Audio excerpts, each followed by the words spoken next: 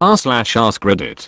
Night shifters, ever witnessed a paranormal activity? If so, what was it? I used to work at a 24-hour subway. I know, great start to a paranormal experience story, huh? Well, one day I was doing the dishes, and my coworker was cleaning the toaster oven and bread oven. Out of nowhere, around 3:30 am, I heard our door chime go off. Out of habit I say welcome to Subway as I turned the corner.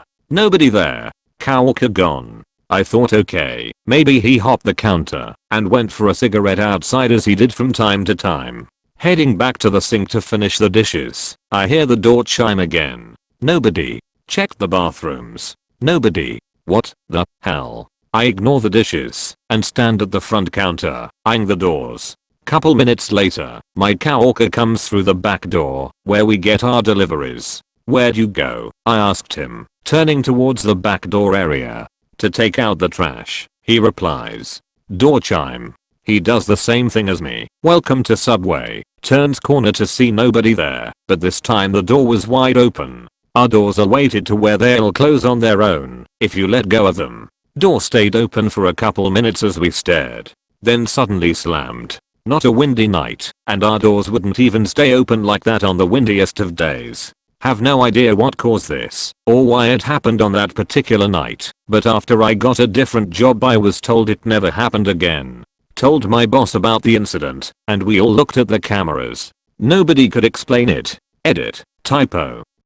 I was working at a gas station at like 3 am one night. A car pulled into the pump, guy got out and started pumping, and then the car and you just vanished. I was looking right at it, and it just popped out of existence. I told my boss the next day, and she turned white as a sheet. She'd seen the same thing, same exact description, same car, same pump, same guy. I worked at a 7-Eleven. One night I kept hearing what sounded like a little girl crying, but the store was completely empty. Whenever I'd go to the area where I thought it was coming from, I'd hear it from somewhere else. I hope somebody was messing with me, but I'm not sure. Never go out alone when you hear a crying child. It's an increasingly common ploy that bad people will use to lure women, and men too, out into the dark so that they can do stuff. Usually they use a recording, but there have been instances of people using actual children. I think this is just what I've heard. One time I woke up from a dead sleep around 3 am to the sound of a baby wailing. I was up and in the living room by the time I remembered that there was no baby in the house. I had heard that too, so I got pretty freaked out. It turns out that my cat can mimic human baby cries very well. She was pissed that the neighbor cat was in our backyard. I work the front gate at a military installation. The night shift is super dull and quiet where I'm at. For a while I noticed this dark green old Ford Bronco that would roll up.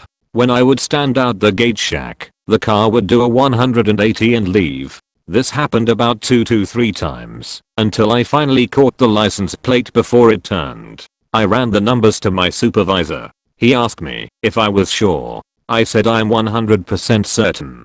He tells me it couldn't be because the numbers led to a vehicle crash report that involved the exact same vehicle and plate number to which the driver had died, and the vehicle was totaled. That shit made me want to switch to days. That makes me want to go out and buy old cars matching old accident reports and a lettering press. Except that would probably not be the smartest / most reverent idea lol. You have to choose a victim that might have some ties to the accident. Not too close, but close enough it might resonate with them. Then start dressing up as the deceased person in the accident and occasionally appear outside their windows. Place wireless speakers in their walls and pump some spooky sounds through it. Make a key to their house and move things around when they are not there. Finally, when they are on the edge, just stop doing anything. And that's how I won my court case. I was firmly against the idea of paranormal activity prior to working in an old folks home. You always felt watched. Always. Even when not in view of the camera. But that was the tip of the iceberg. Several times while I was working, things would fly off the walls, even though it was unprovoked. I'm talking hand sanitizer containers that flew 15 feet from the wall it was on, cups that were stationary on the counter and all of a sudden flew across the room, and clipboards that just happened to all fall off the walls at once, even though they were across the room from each other. Nothing is as unsettling as Bill in 209. Bill lived in this room while he was a tenant. While someone was visiting, they stayed in room 209. The visitor came downstairs, said that Bill had come into his room, and said don't worry it's just Bill, while he was in the shower, and then asked who Bill was. We explained that there was no one who lived or worked there named Bill. A couple days later, the same visitor was cleaning out records for the care center where they worked. As they were doing so, they found that a resident named Bill had lived in room 209. When they told us this story, we all heard a knock on the window and turned to look at it. As we did so, clipboards and bulletin boards flew off the wall on the opposite wall. We've decided that Bill is friendly, but likes attention. He's cool. Similarly, I have Core. Core is an old-fashioned name in this country, and it was the name of my downstairs neighbor. When I moved in here, I baked him a cake and introduced me to him. He got all emotional because it happened to be his birthday that I totally did not know about, but he was really happy because his family stopped coming over 10 years ago. That night I had some friends coming over for dinner and I suggested we'd cook him birthday dinner and eat it with him. He happily accepted. He turned 80 something that day. From that day on I did some chores for him every now and then, or got him some groceries. Brought him some food if he wanted to, but generally he was quite fit and doing well, until one day he wasn't, and he passed away. I have no idea how, but the day he died was the day his daughter also showed up. The house had to be sold of course. Anyway, after he passed away I had some random things going on like doors opening or slamming shut with no wind or draft, things falling over, or the occasional knock or footsteps around the house. When I have friends over I always tell Core to knock it off, and they usually get quite spooked. Core is chill, but sometimes he gets cheeky when I have my lady over. A lab building where I once worked was the site of murder-suicide, which happened while I was there. Awful and sad.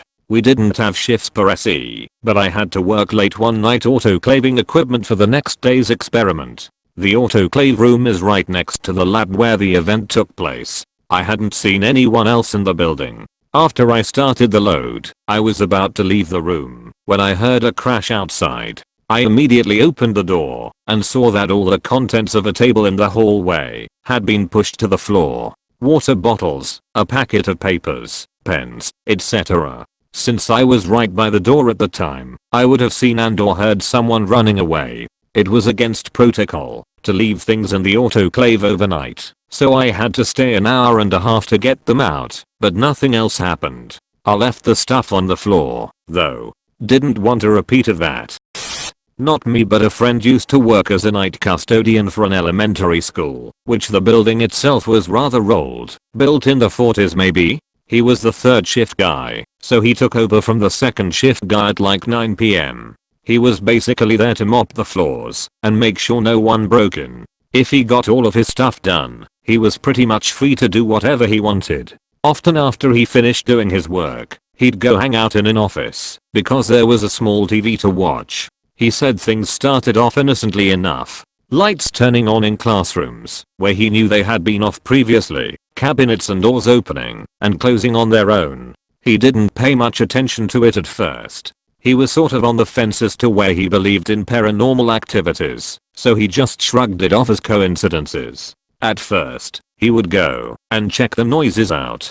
Sometimes he'd creep around and try to catch someone in the act, in case there was a way in that he didn't know about. After a month or so, he gave up looking and just learned to ignore it. He'd ask his boss about it and just get blown off. Over the coming months, things progressively got worse.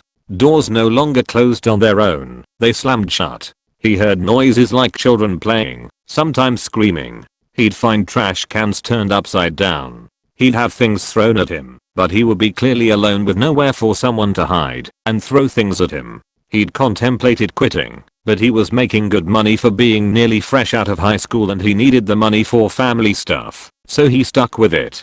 He'd come in, rush through his duties for the night as quickly as he could, and then go and sit in the office, where he'd turn the TV to where he could sit facing the door, and that's where he'd sit until the morning crew came in at 6 AM. He didn't want to admit that he was scared shitless of being in that school by himself at night, so he tried to tough it out and made a lot of excuses. to try and explain what was going on. The last straw for him was the night he was sitting in the office watching TV and felt someone grab the chair from behind and flip him over backward. There was clearly no one in the room and no way for anyone to get into the room without him seeing them. He picked up the office phone and called his boss at home in the middle of the night, said he quit and he'd come back in the morning to turn his keys in. He was definitely a believer in the paranormal after that experience. He said that it wasn't until years later that he found out from someone who'd researched the history of the school before it was torn down that there used to be a pool inside the school. A number of kids had drowned in over the early years of the school until the administration decided to finally expand the building, so they filled the pool in with concrete and expand over top of it.